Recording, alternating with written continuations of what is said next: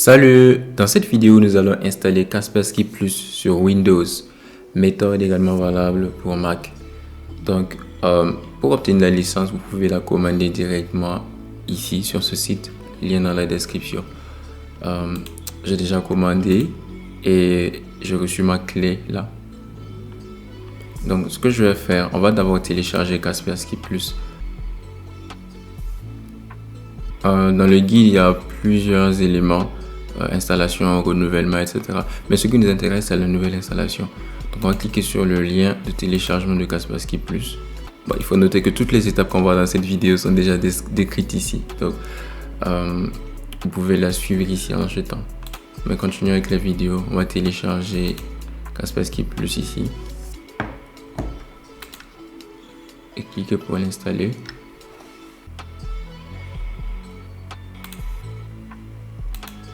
Poursuivre. J'ai déjà Kaspersky VPN, donc je vais décocher là. Je veux participer, non merci. Poursuivre. Oui. L'installation a débuté. Il faut laisser s'écouler et à la fin, on va activer avec la clé qu'on a reçue.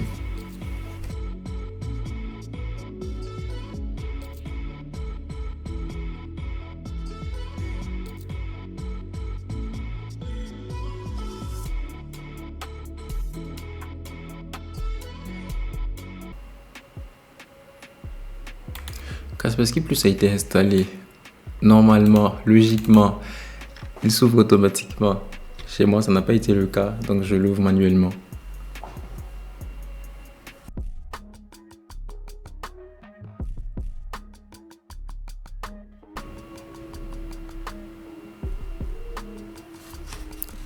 Enfin, on demande de nous connecter avec notre compte pour restaurer l'abonnement. Moi, j'ai un code, donc je vais utiliser le code. Je retourne dans mon mail. Je récupère la clé pour Kaspersky Plus pour PC. Je viens la coller là, activer.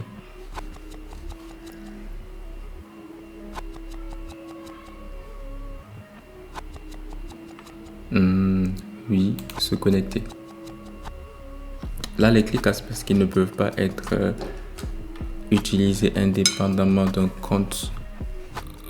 C'est pour ça que vous avez ce message là. Voilà, activation terminée. Donc, on va analyser en arrière-plan, analyse antivirus, et tout le reste là, on va ignorer, tout ignorer.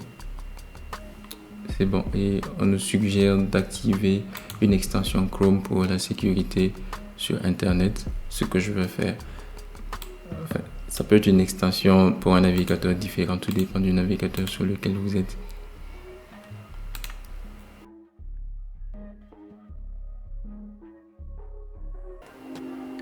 Voilà, l'extension a été ajoutée à mon navigateur, c'est fini.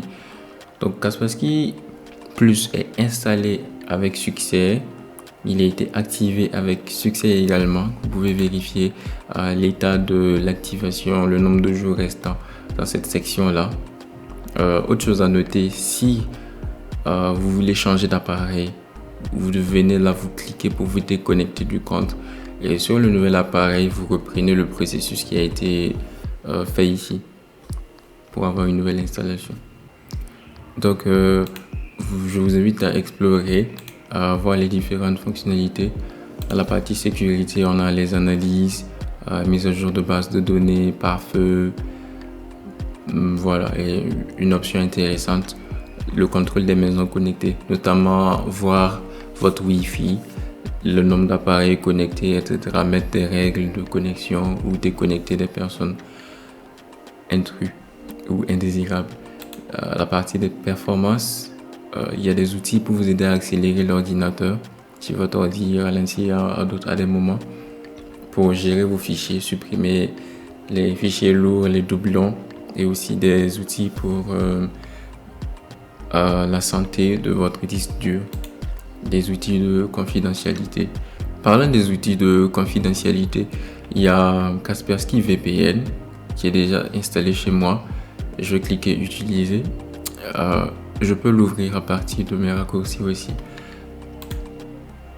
Donc j'ai la version gratuite ici à 200 mégas par jour. Et si vous ne savez pas, le VPN vous permet de naviguer de façon sécurisée et de débloquer du contenu bloqué dans votre région en vous connectant comme étant dans un endroit différent. Donc de toute façon, on va voir. On va activer le VPN. Dans notre commande, on a une clé VPN incluse. Clé que je vais venir copier là. Kaspersky Secure VPN. Saisir le code d'activation. On le colle et on active. Accepter. Continuer. Et voilà. On est sur une version illimitée maintenant au niveau du VPN. Donc on choisit juste un emplacement là. Algérie, Allemagne, etc. Je choisis Bangladesh. Et je me connecte comme étant au Bangladesh. Vous pouvez vérifier votre adresse IP sur internet. Si je cherche par exemple mon adresse IP. Ok, on va aller sur ce lien là.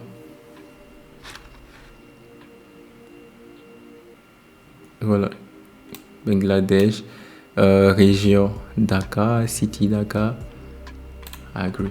Voilà, donc le VPN il est très utile, surtout si vous êtes sur un Wi-Fi public ou vous voulez accéder à du contenu bloqué dans votre zone. Voilà, vous pouvez explorer aussi les différents éléments que vous avez là. Alors, merci d'avoir suivi cette vidéo. Si elle vous a plu, n'oubliez pas de liker et de partager à ceux à qui ça pourrait profiter. Si vous avez des questions, laissez-les en commentaire et je serai ravi de vous répondre. À bientôt pour d'autres vidéos.